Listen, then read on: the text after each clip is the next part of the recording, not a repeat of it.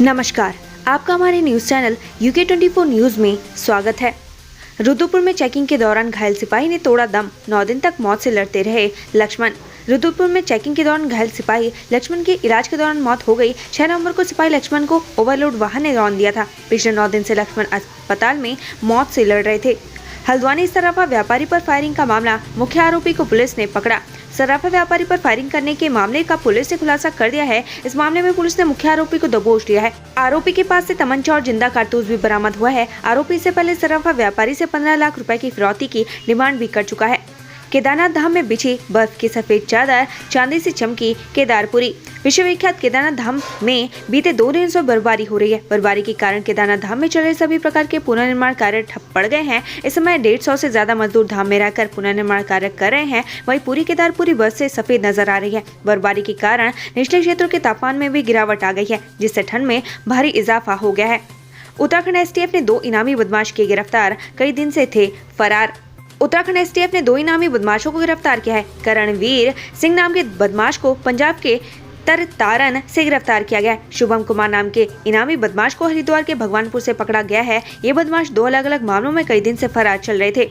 पौड़ी के थापड़ी गांव में घर में लगी भीषण आग, बुजुर्ग दंपत्ति की जलकर मौत। पौड़ी के चौकी पाबो क्षेत्रांतर्गत थापड़ी में एक मकान में आग लग गई। आग की चपेट में आने से दंपत्ति की मौत हो गई। सूचना पाकर मौके पर पहुंची पुलिस और लोगों ने किसी तरह आग पर काबू पाने के बाद दोनों शवों को बमुश्किल निकाला। वहीं पुलिस ने दोनों शवों को कब्जे में लेकर पोस्टमार्टम के लिए भेज दिया है। घटना के बाद क्षेत्र में मातम छाया हुआ है।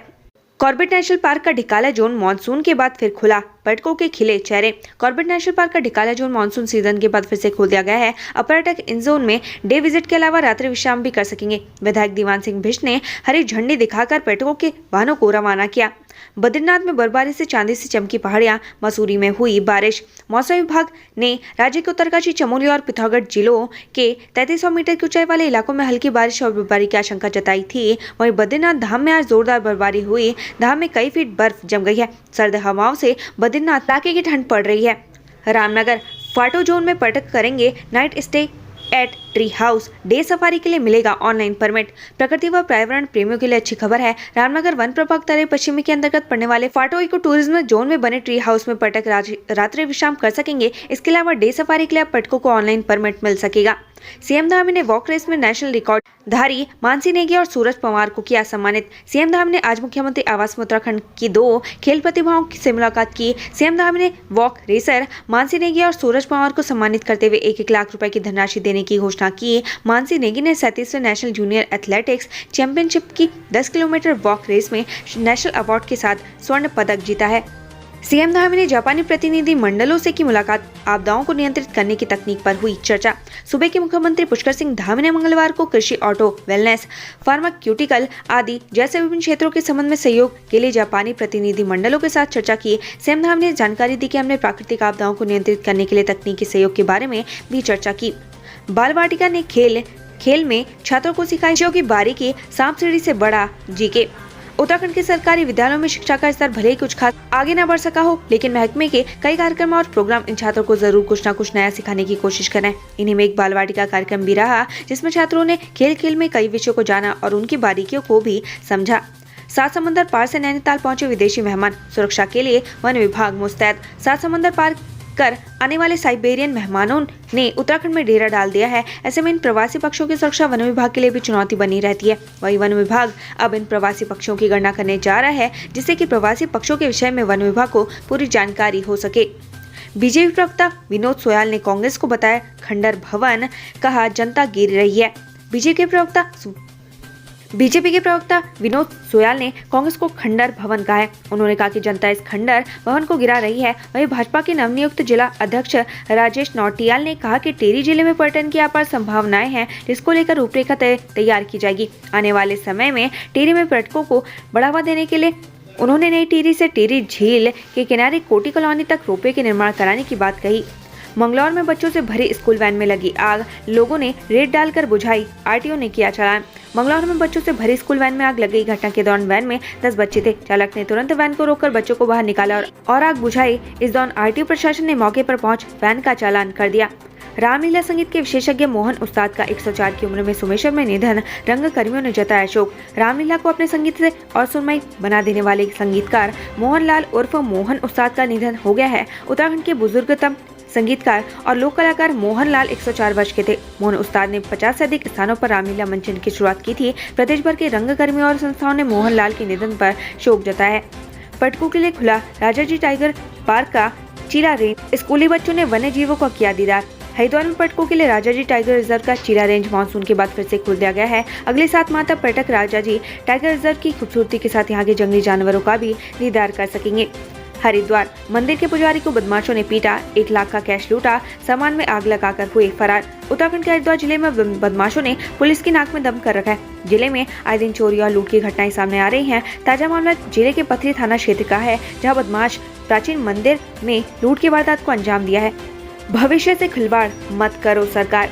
दुर्गम छोड़िए, राजधानी देहरादून के स्कूल भी हैं बदहाल।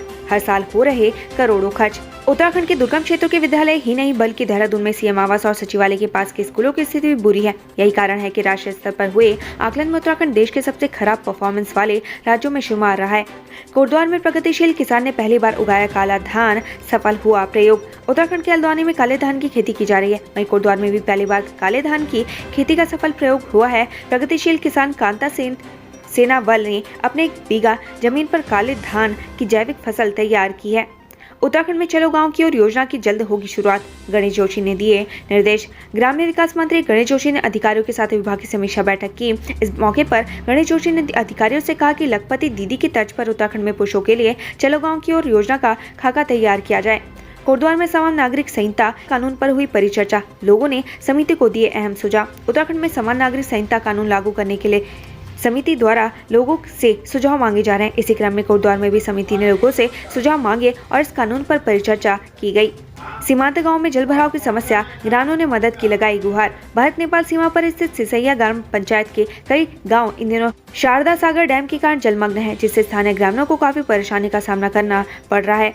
हरिद्वार में देरी से पहुंचे विदेशी मेहमान परिंदे, रूस यूक्रेन युद्ध माना जा रहा कारण। हरिद्वार के जलाशयों और गंगा तटों पर प्रवासी पक्षियों ने पहुंचना शुरू कर दिया है, जिसमें सुरखाब, river lapwing, black winged stilt, common teal, Pallas gull, northern shoveler, common pochard समेत कई प्रजाति के पक्षी शामिल हैं। इस बार विदेशी मेहमान परिंदे हरिद्वार में देरी से पहुंचे। इसकी वजह पक्षी वैज्ञानिक रूस यूक्रेन युद्ध मान रहे हैं। दूध की चौकीदारी में बिल्ला लगा हो तो बचेगा कैसे? सहकारिता भर्ती घोटाले पर गोदियाल का हमला। जिला सहकारी बैंक में हुआ भर्ती घोटाला बीजेपी सरकार और कैबिनेट मंत्री धन सिंह रावत के गले की फांस बन गया है। कांग्रेस ने इस मामले में एक बार फिर से सरकार को घेरा है। वहीं कांग्रेस के पूर्व प्रदेश अध्यक्ष गणेश गोदियाल ने कैबिनेट मंत्री धन सिंह रावत को भी लपेटा है। हरिद्वार में divine college of nursing and paramedical science का उद्घाटन कार्यक्रम, सीएम धामी ने की शिरकत। धर्मनगरी हरिद्वार में दिव्य सेवा प्रेम मिशन के द्वारा बनवाए गए divine college of nursing and paramedical science का उद्घाटन मुख्यमंत्री पुष्कर सिंह धामी द्वारा किया गया। कार्यक्रम में केंद्रीय मंत्री महेंद्र पांडे, उत्तराखंड कैबिनेट मंत्री धन सिंह रावत, प्रेमचंद अग्रवाल सहित स्वामी रामदेव, आचार्य बालकृष्ण और कई हस्तियां मौजूद रही। ऑडियो वायरल मामला, महिला राजस्व उप निरीक्षक सस्पेंड, कानून गो का हुआ तबादला। इस मामले में लैंसडाउन एसडीएम ने अपनी जांच रिपोर्ट डीएम आशीष चौहान को सौंप दी है। इस रिपोर्ट में किसी तरह की लेन देन की पुष्टि नहीं हो पाई है। ऐसे में डीएम ने इस मामले में कार्रवाई करते हुए महिला राजस्व उप निरीक्षक वंदना टमटा को सस्पेंड कर दिया। साथ ही इस मामले में अप्रत्यक्ष रूप से सामने आए कानून गो रमेश चंद्र का भी तबादला किया गया है। रिहायशी इलाके में बाघ को देख डरे लोग, दहशत में चलाई गोली, मौत का वीडियो वायरल। नैनीताल जिले में कुछ लोगों ने गोली मारकर बाघ की हत्या कर दी। इस घटना के बाद वन विभाग में हड़कंप मचा है। विभाग को कोई भी अधिकारी बोलने को कुछ तैयार नहीं है। इस घटना से जुड़ा हुआ एक वीडियो भी वायरल हो रहा है, जिसमें बाघ को गोली लगते हुए दिख रही है। बद्रीनाथ धाम के कपाट बंद होने की प्रक्रिया शुरू, गणेश मंदिर के कपाट हुए बंद। विश्व प्रसिद्ध 4 धामों में गंगोत्री, यमुनोत्री और केदारनाथ धाम के कपाट बंद हो चुके हैं। अब बद्रीनाथ धाम के कपाट बंद करने की प्रक्रिया भी शुरू हो गई है। आगामी 19 नवंबर को बद्रीनाथ विशाल के कपाट बंद कर दिए जाएंगे। आज गणेश मंदिर के कपाट बंद कर दिए गए हैं। रुद्रपुर 25,000 के इनामी बदमाश को पुलिस ने पंजाब से किया गिरफ्तार। जून महीने में फरार आरोपी ने अपने साथियों के साथ मिलकर एक व्यक्ति पर फायर झोंक दिया था, जिसके बाद पुलिस आरोपी की तलाश में थे। वहीं पुलिस से बचने के लिए शातिर लगातार अपने ठिकाने बदल रहा था। ऐसे में आखिरकार पुलिस टीम ने आरोपी को पंजाब के तरण तारण से गिरफ्तार कर लिया है। उत्तराखंड से संबंधित ऐसी खबरें पाने के लिए हमारे चैनल को लाइक व सब्सक्राइब जरूर करें। धन्यवाद।